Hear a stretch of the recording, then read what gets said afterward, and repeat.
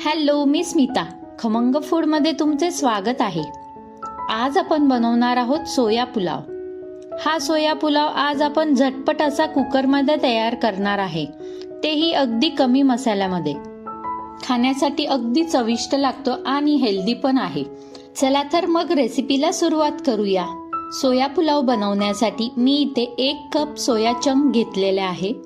त्यामध्ये आता आपल्याला 3 कप उकळतं पाणी टाकायचं आहे, ज्यामुळे सोया चंक्स हे चांगल्या प्रकारे फुलून येतील. आता या सोया चंक्सला 20 मिनिटे असंच पाण्यात भिजत ठेवायचं आहे.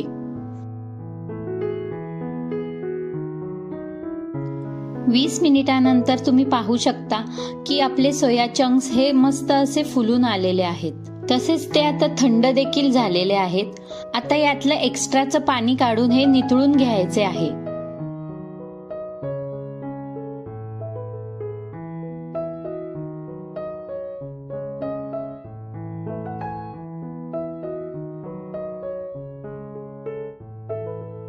पहा, छान असं त्यातलं पाणी मी काढून घेतलेलं आहे.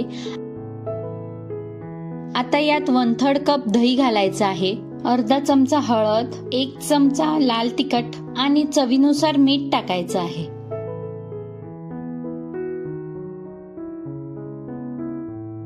आता हे सर्व व्यवस्थित असे मिक्स करून घ्यायचे आहे आणि हे सर्व मॅरिनेट करायला ठेवायचं आहे. हे सोयाबीन मॅरिनेट केल्यामुळे छान अशी त्याला टेस्ट येते. सर्व जिन्नस एकत्र करून मिक्स केल्यानंतर हे 15 मिनिटांसाठी मस्त असं मॅरिनेट करायला ठेवायचं आहे.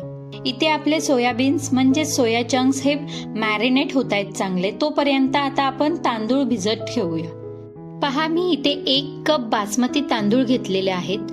बासमती तांदूळ घेतल्यामुळे पुलाव हा अगदी सुटसुटीत आणि चविष्ट होतो. याला आपण 2 ते 3 वेळा पाण्याने स्वच्छ धुवून घ्यायचे आहे. तांदूळ हा स्वच्छ धुवून झाल्यानंतर त्यात पाणी टाकून 15 मिनिटांसाठी असंच बाजूला ठेवून द्यायचं आहे.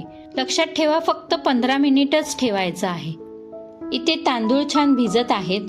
बाजूला आपण सोया चंक्स देखील मॅरिनेट करायला ठेवलेला आहे. तोपर्यंत आता आपण इथे कुकरमध्ये पुलाव तयार करायला घेऊया. इथे गॅसवर मी कुकरमध्ये 2 ते 3 चमचे तेल टाकून घेतलेलं होतं. तुम्ही इथे तुपाचा देखील वापर करू शकता. तेल गरम झाल्यावर त्यात अर्धा चमचा जिरं टाकून बाकीचा खडा मसाला टाकून घ्यायचा आहे. त्यानंतर त्यात 2 मोठे कांदे बारीक उभे असे चिरून टाकलेले आहेत. खडा मसाल्यामध्ये मी घेतलेल्या होता 2 तमालपत्र, 4 ते 5 काळी मिरी, 4 ते 5 लवंगा, 2 वेलची आणि 1 इंच दालचिनी घेतलेलं होतं. इथे गॅसची फ्लेम बारीकच ठेवून कांदा आपल्याला परतून घ्यायचा आहे. त्यानंतर त्यात मधून चिरून घेतलेल्या 2 हिरव्या मिरच्या, 1 मोठा चमचा आलं लसणाची पेस्ट घालायची आहे. हे देखील छान असं 1 ते 2 मिनिटांसाठी परतून घ्यायचं आहे. सर्व छान असं परतून झाल्यानंतर त्यात 2 मीडियम साईजचे टोमॅटो बारीक चिरून टाकायचं आहे. टोमॅटो टाकल्या टाकल्या त्यात लगेचच मीठ देखील घालून घ्यायचं आहे आणि व्यवस्थित असे मिक्स करून टोमॅटो नरम होईपर्यंत परतून घ्यायचं आहे. नंतर त्यात अर्धा चमचा हळद, 1 चमचा लाल तिखट, 1 चमचा बिर्याणी मसाला, 1 चमचा धने पावडर असे हे सर्व पावडर मसाले घालून घेऊन छान असे व्यवस्थित परतून घ्यायचे आहेत. सर्व मसाले छान असे परतून झाल्यानंतर त्यात आपण आता घालणार आहोत, आपण आता जे मगाशी मॅरिनेट करायला ठेवले होतं सोया चंक्स, ते देखील आता घालून घ्यायचे आहेत. या सोया वड्यांना मसाल्यांमध्ये छान असे 2 मिनिटांसाठी गॅस कमी करून मस्त असे परतून घ्यायचे आहेत. त्यामुळे या सोया वड्यांना छान अशी मसाल्याची टेस्ट लागेल.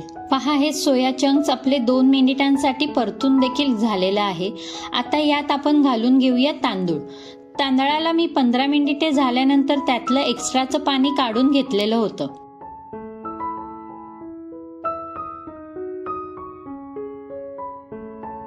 सर्व तांदूळ घालून झाल्यानंतर पहिला आपण त्याला मसाल्यामध्ये छान असं मिक्स करून घ्यायचं आहे. इथे सुद्धा गॅसची फ्लेम बारीकच ठेवायची आहे आणि पहा, मी कसं छान असं हळूवारपणे मिक्स करत आहे, नाहीतर तांदूळ तुटण्याची शक्यता आहे. आता यात पाणी घालून घ्यायचं आहे. आपण 1 कप तांदूळ घेतलेला होता, त्यासाठी आता 2 कप पाणी घालायचं आहे. तर पाण्याचे प्रमाण लक्षात ठेवा. 1 कप तांदळासाठी इथे 2 कप पाणी वापरलेलं आहे. सर्व व्यवस्थित असे मिक्स करून झाल्यानंतर कुकरचं झाकण लावून घ्यायचं आहे आणि गॅसची फ्लेम सुद्धा थोडी वाढवायची आहे, म्हणजेच मीडियम टू हाय करायची आहे. आता आपल्याला याला 2 शिट्या येईपर्यंत शिजवून घ्यायचे आहे. आता गॅसची फ्लेम बंद करून कुकर थंड करायला ठेवायचा आहे. कुकर पूर्णपणे थंड झाल्यानंतरच झाकण त्याचं उघडून घेऊया. पहा, आपला सोया पुलाव तयार झालेला आहे. वरून आता थोडीशी चिरलेली कोथिंबीर घालून घ्यायची आहे आणि पुलावाला छान असा हळूवारपणे मिक्स करून घ्यायचा आहे, कारण की अजूनही हा राईस खूप गरम आहे. सध्या तुमचा हा भात थोडा तुम्हाला चिकट लागेल, पण 15 मिनिटांनंतर तुम्ही पहा की तुमचा पुलाव एकदम सुटसुटीत मोकळा झालेला असेल. आता आपण याला 15 मिनिटे अशा प्रकारे अर्धवट झाकून ठेवायचं आहे. तर पहा, 15 मिनिटे आपली झालेली आहे.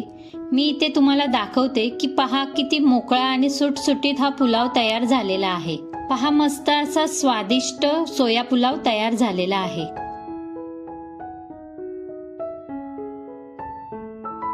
याला आता आपण मस्त असा सर्व करून घेऊया.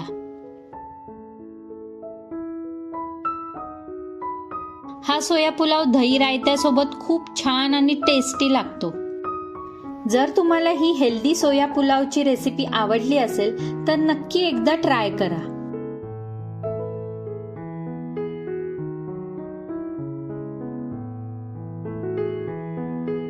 व्हिडिओ जर आवडला असेल तर लाईक करा, शेअर करा आणि चॅनलला सबस्क्राईब करायला विसरू नका. Thank you.